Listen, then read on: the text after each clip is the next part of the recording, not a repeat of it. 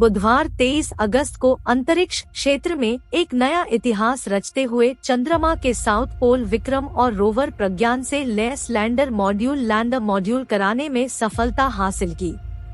भारत के लिए ये एक बहुत ही ऐतिहासिक पल है जब चांद पर हमारा तिरंगा लहरा रहा है। चंद्रयान 3 के लैंडर विक्रम ने सफलतापूर्वक चांद के साउथ पोल पर लैंडिंग कर ली है। लेकिन क्या आपको पता है कि दक्षिणी ध्रुव एक ऐसा क्षेत्र है जिसकी पहले कभी खोज नहीं की गई थी। इस मिशन का उद्देश्य सुरक्षित और सहज चंद्र लैंडिंग, रोवर गतिशीलता और अंतःस्थानीय वैज्ञानिक प्रयोगों का प्रदर्शन करना था। भारत अब संयुक्त राज्य अमेरिका, रूस और चीन के साथ चंद्रमा पर सफलतापूर्वक लैंडिंग करने वाले कुछ देशों में शामिल हो गया है। दोस्तों, क्या आपको पता है कि पिछले मिशन में उत्पन्न बाधाएं और चंद्रयान 3 आपको विस्तार में बताते हैं। वर्ष 2019 में चंद्रयान 2 मिशन की लैंडिंग में विफलता के बाद अब चंद्रयान 3 ने सफल लैंडिंग की है।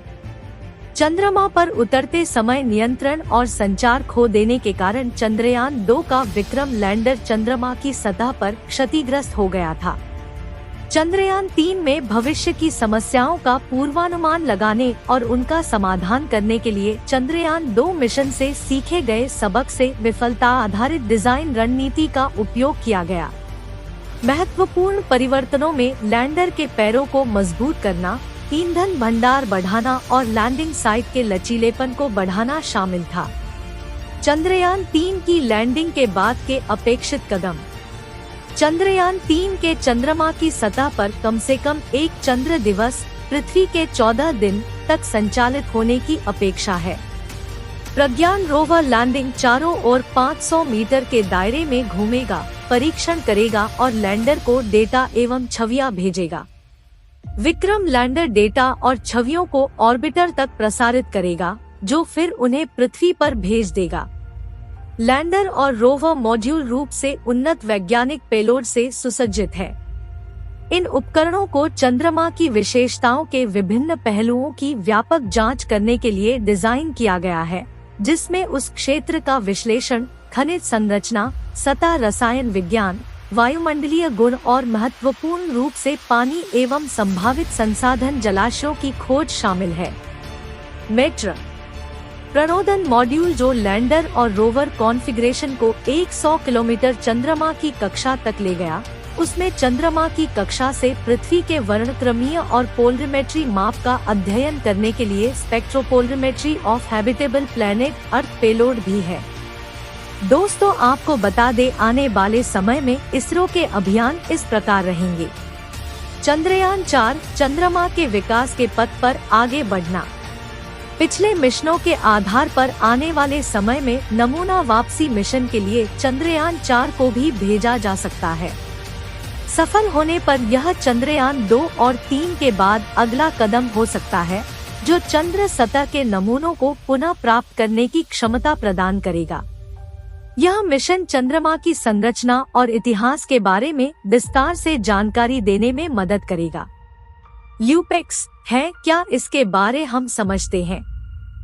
ल्यूना पोलर एक्सप्लोरेशन मिशन के बीच एक सहयोगात्मक प्रयास है जो चंद्रमा के ध्रुवीय क्षेत्रों का पता लगाने में मदद करेगा। इसे विशेष रूप से ऐसे क्षेत्रों को ढूंढने के लिए डिजाइन किया जाएगा जो स्थायी रूप से छायांकित क्षेत्र हैं। पानी की उपस्थिति की खोज करना और एक स्थायी दीर्घकालिक स्टेशन की क्षमता का आकलन करना ल्यूपेक्स के उद्देश्यों में से एक है। आदित्य L1 है क्या, इसके बारे हम समझते हैं। यह सूर्य का अध्ययन करने वाला पहला अंतरिक्ष आधारित भारतीय मिशन होगा। अंतरिक्ष यान को सूर्य पृथ्वी प्रणाली के लाग्रांज बिंदु 1 लग्रेंगे पॉइंट 1 L1 के चारों ओर एक प्रभामंडल कक्षा में रखा जाएगा, जो पृथ्वी से लगभग 1.5 मिलियन किमी दूर है। सूर्य के कोरोना उत्सर्जन, सौर हवाओं, ज्वालाओं और कोरोनल द्रव्यमान उत्सर्जन का अवलोकन करना आदित्य L1 का प्राथमिक उद्देश्य है। एक्स-रे ध्रुवणमापी उपग्रह है क्या, इसके बारे हम समझते हैं। यह चरम स्थितियों में उज्ज्वल खगोलीय एक्स-रे स्रोतों की विभिन्न गतिशीलता का अध्ययन करने वाला भारत का पहला समर्पित ध्रुवणमापी मिशन होगा। अंतरिक्ष यान पृथ्वी की निचली कक्षा में 2 वैज्ञानिक पेलोड ले जाएगा। निसार है क्या इसके बारे हम समझते हैं। NASA ISRO synthetic radar Nisar एक निम्न पृथ्वी कक्षा लो अर्थ ऑर्बिट लियो वेधशाला है जिसे नासा और इसरो द्वारा संयुक्त रूप से विकसित किया जा रहा है। निसार 12 दिनों में पूरे विश्व का मानचित्रण करेगा तथा पृथ्वी के पारिस्थितिक तंत्र, आइस मास, वनस्पति बायोमास, समुद्र स्तर में वृद्धि, भूजल और भूकंप, सुनामी, ज्वालामुखी एवं भूस्खलन सहित प्राकृतिक खतरों में परिवर्तन को समझने के लिए स्थानिक तथा अस्थायी रूप से सुसंगत डेटा प्रदान करेगा। गगनयान है क्या इसके बारे हम समझते हैं। गगनयान मिशन का उद्देश्य मनुष्यों को अंतरिक्ष में भेजना और उन्हें सुरक्षित रूप से पृथ्वी पर वापस लाना है। इस मिशन में 2 मानवरहित उड़ानें और 1 मानवयुक्त उड़ान शामिल होगी, जिसमें GSLV Mk3 लॉन्च व्हीकल और 1 ह्यूमन रेटेड ऑर्बिटल मॉड्यूल का उपयोग किया जाएगा। मानवयुक्त उड़ान 1 महिला सहित 3 अंतरिक्ष यात्रियों को पृथ्वी की निचली कक्षा में 7 दिनों के लिए ले जाएगी। शुक्रयान 1 है क्या इसके बारे हम समझते हैं। यह सूर्य से दूसरे ग्रह शुक्र पर एक ऑर्बिटर भेजने हेतु नियोजित मिशन है। इसमें शुक्र की भूवैज्ञानिक तथा ज्वालामुखीय गतिविधि, जमीन पर उत्सर्जन, वायु की गति, मेघ आवरण तथा ग्रह संबंधी अन्य विशेषताओं का अध्ययन किए जाने की अपेक्षा है। आइए रूबरू होते हैं इस मिशन के रियल लाइफ हीरोज से करवाते हैं। इसमें से इसरो की सारी टीम है, जिसमें प्रमुख doctor S Somnath, ISRO chief, भारतीय स्पेस एजेंसी इसरो के चेयरमैन डॉ एस सोमनाथ पर पूरे मिशन की जिम्मेदारी थी। सोमनाथ स्पेस इंजीनियरिंग की दुनिया में प्रमुख विशेषज्ञों में गिने जाते हैं। उनके नाम का अर्थ भी संयोग से चंद्रमा का स्वामी है। एक हिंदी शिक्षक के बेटे सोमनाथ की रुचि शुरू से ही साइंस में थी। मैकेनिकल इंजीनियरिंग पर मन रॉकेटरी की ओर जाना था।